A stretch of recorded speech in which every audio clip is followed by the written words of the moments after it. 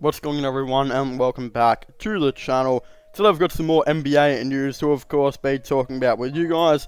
For those of you who haven't heard about this by now, it does look like the Golden State Warriors are extremely interested in multiple players. We've heard that Pascal Siakam will be, they'll be very interested in him. Reportedly, they could be offering up the 7th pick in James Wiseman, which I've made a separate video on this, on how much I think that is maybe too much. I don't know if the video will be out yet or if it will be coming out, in maybe a little bit after this one. Whatever the update will be on that video. But we do have some recent reports now that they also are extremely intrigued by Pacers center Myles Turner, and the Golden State Warriors seem to be very interested in making a big move this offseason. And this is all being reported by Myles of Hoop Analytics is net. So I think this is extremely interesting. I think Myles Turner would actually be a very, very cool play to see on this Golden State Warriors team. I still think, though, I have a huge feeling they'll go after Karl-Anthony Towns. I think Cat will be their main priority, and I just think that makes the most amount of sense. Like, why wouldn't you want Karl-Anthony Towns? I know he might be, nearly practically unavailable now to this point, of course, because the Timberwolves do look like they want to give it one more season and kind of try it out and see how it will all, I guess, eventually go. That will be mainly the big thing. But we do know as well that they will try and overpay to get him, it does look like. And I think that, if the Timberwolves do decide to say, hey, we're going to, of course, trade, potentially D'Angelo Russell, I think that will mean that they will potentially look to, of course, try and, trade maybe Karl-Anthony Towns as well. Because Karl-Anthony Towns will most likely request a trade if, they eventually decide to do so. So I think, of course, that just, makes the most amount of sense. But when we look at it, like, in the far thing is that the Golden State Warriors might not be able to get Karl-Anthony Towns, which means that a player like Myles Turner might actually be the best available, in my opinion. Now, Myles Turner would actually fit really, really nice with this team, but it does look like Rick Carlisle really wants to see if they can, run something a little bit different, like if they will maybe decide to run, Myles Turner more at, like, different type of positions on the field. Like, he looks like he wants to go big, is what I'm trying to say, which I don't like at all. I think he needs to go shorter. I think he needs to run Sabonis at that center position.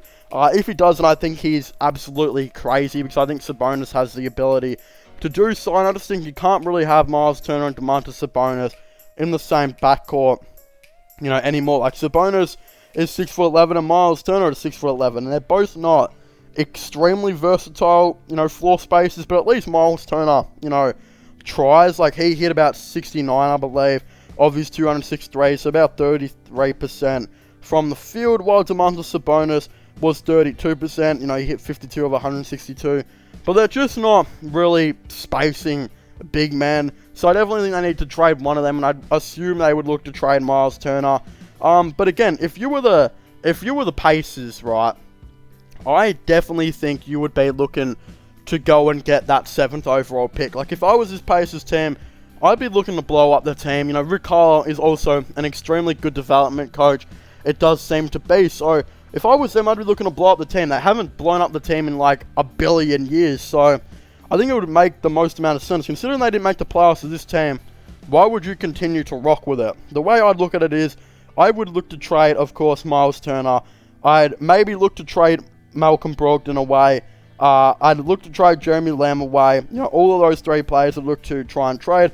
And then I think TJ Warren will most likely leave in free agency, which is highly rumored. So I'd keep Caris LeVert, I'd keep Sabonis, and I'd probably try and keep TJ McConnell if they were them. So they have a solid, 3 players still. Then I would go to the draft. Like, if you can somehow get the 7th overall pick out of the Golden State Warriors for, of course, Myles Turner, then you go and draft a young player. They'll also have their own pick, which I believe is like pick 13 or something, which they're probably going to get Franz Wagner, who will be probably their future small forward, because I think TJ Warren will eventually leave in free agency.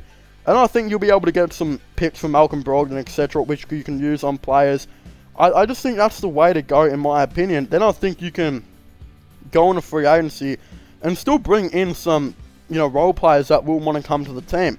So let's just say they manage to get that 7th pick, they select maybe a Davion Mitchell type of guy, and then of course they select like a Franz Wagner, type of dude, and then they'll probably have another 1st round pick, late in the draft, which whoever knows who they'll take. But they could be looking at a team like, Davion Mitchell at that point guard position, Caris LeVert at shooting guard, Franz Wagner at small forward, who even knows at power forward, and then of course Domantas Sabonis at center.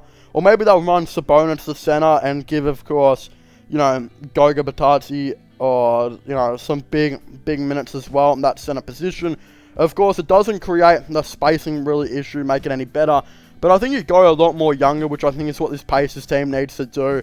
And just start a little bit more of a development period, because I don't think this Pacers team is really going anywhere. Well, if you're the Golden State Warriors, if you can bring in a dude, like Myles Turner, you'd probably still do it. Yes, he's probably not worth the 7th overall pick, and you'd probably rather trade pick 14 and a future 1st round pick, which, who knows, the Pacers could still definitely do. I do think Myles Turner would be alright. Like, he'd be able to come in, still be able to space the floor decently, but I think he really brings that nice rim protection, in. He'd just be a way better James Wiseman, really, who I still think James Wiseman has a lot of time to develop. But hey, if you can go out and trade James Wiseman and bring in some different role players, like maybe some veteran backup centers, power forwards and whatnot, you might want to do that, especially if you bring in Myles Turner, or you might just roll James Wiseman off the bench and see how he goes there. And then I guess sometimes they could experiment with a tall ball lineup and have, of course, Myles Turner and Wiseman on the court at the same time. Probably wouldn't work, because that's just not who, the Golden State Warriors are, and that's just not what Steve Kerr really likes to play. His game style is just not like that. So I guess it would be very interesting to see how this all unfolds. In my opinion, the Warriors shouldn't make the trade. I think they should only make the trade if they can get Turner for like pick 14 and something else. I think pick 7 is a bit much for a player, like Myles Turner. Of course, he's better than what pick 7 would be, but this draft class is absolutely stacked. And I don't think Turner's value is at an extreme high amount right now. So I definitely think you could get him for, a lot cheaper than that at this point. But yeah, I still think Rick Carlisle's a little bit silly for saying that he wants Turner and Sabonis to continue to play together. I just don't think that will ever work at all. But of course, if you haven't already, make sure to leave a like and subscribe to the channel for all the latest, sports content and of course NBA content, all that type of stuff. Just sports related content in general. Don't forget to subscribe to my gaming channel and my IRL/vlogging channel. Don't forget to check out my podcast as well if you haven't already, which I will all link in the description down below. But that's all, so thank you guys so much for watching this video. Make sure to leave a like, subscribe and comment, and I'll see you guys next time.